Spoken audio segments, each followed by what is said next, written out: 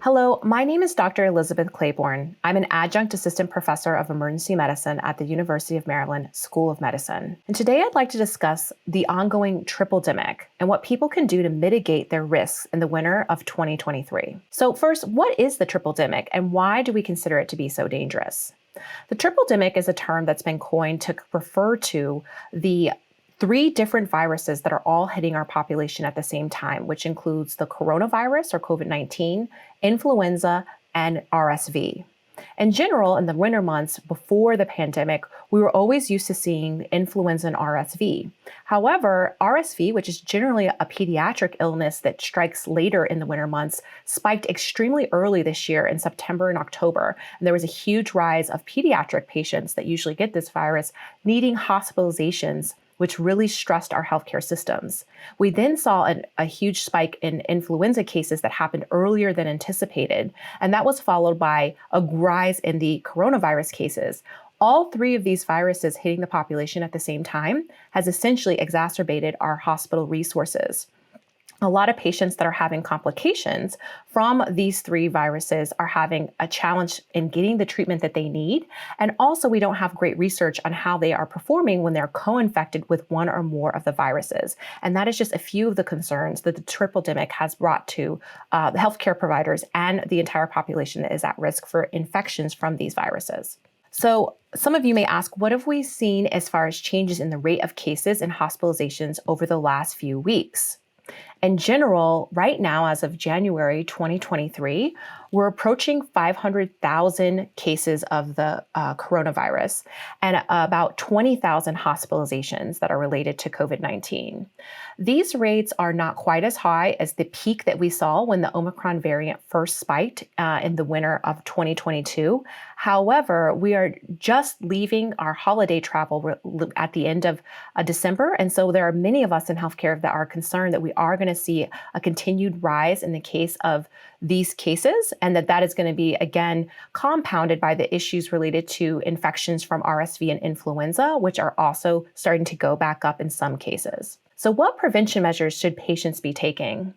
Again, I understand that everybody has pandemic fatigue. We're kind of over it. We want to return to life as normal. But we have to remember that this is a new world that we live in post-pandemic. And in that case, the best thing you can do to protect yourself is prevention. Sometimes getting back to the basics of hand washing, mask wearing when you're in a private place or a crowded place or traveling on an airplane, and making sure that you're getting your vaccinations are extremely important to not only protecting yourself, but protecting your loved ones and those in your community that are at most risk for getting severe disease. So how do you know if you have COVID-19, flu, or RSV? How can you tell the difference? All of these viruses do present in fairly similar ways. They're upper respiratory symptoms for the most part. Some of them will affect different parts of the lungs, but you usually will have the same symptoms, which are cough, fever, sore throat, body aches, headache. So it's hard to tell which one you have. There are slight changes in the duration of symptoms, how long you're potentially contagious, and complications that can arise based on your age and any past medical history that you may have. So it is helpful to know what you have. And so in that case, if you're having persistent symptoms that have not been well managed at home, I do recommend that you seek care from your primary care provider and urgent care, or if you're particularly ill, an emergency department, so that you can find out exactly what you're testing positive for. And the only way to definitively know is to get a swab, which will be able to genetically or test for the antibody of the virus and tell you which one that you have. A lot of people have been asking me, how effective are the bivalent vaccines against the new subvariants of COVID-19? There has been new data that the CDC published as of December 2022 that looked at specifically the efficacy of this new bivalent vaccine. As people are aware, the coronavirus has been a moving target and that we've had multiple subvariants that continue to arise, and they're extremely immune evasive, meaning that they really don't have great treatment modalities. And in the same sense, our prevention modalities with vaccines have to be updated.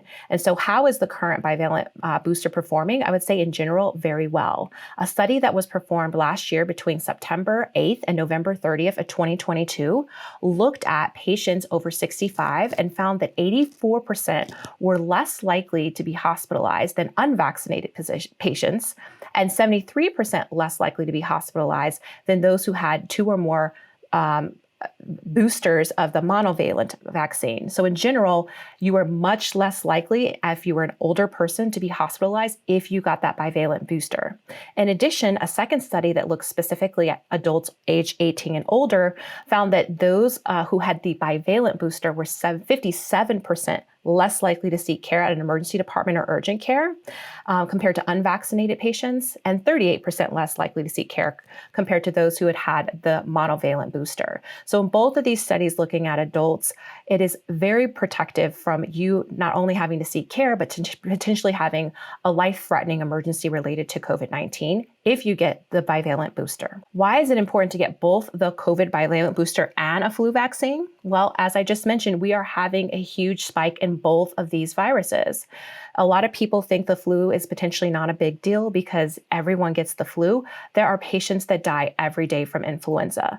And in particular, if you have any comorbidities, high blood pressure, heart disease, if you're immune suppressed, if you're taking medications that may make it more likely for you to get sick or not have a great, robust immune system, you can have serious complications from not only the coronavirus, but influenza. This year, I would say anecdotally, I think that the flu shot has great protection against influenza. I've had patients presenting to my emergency department where there were two members in the same household and one tested positive for the flu that was unvaccinated, and the same member in that household who had gotten the flu shot did not test positive and did not have any symptoms. So please, I implore you to get all of your flu vaccinations, your COVID boosters, and if you're older, also get your pneumococcal vaccine. Thank you for joining me today. I hope this information was useful. Clinicians can view more information about COVID-19 on the series landing page. Please subscribe to Exchange CME's YouTube channel and check back regularly for updates on COVID-19.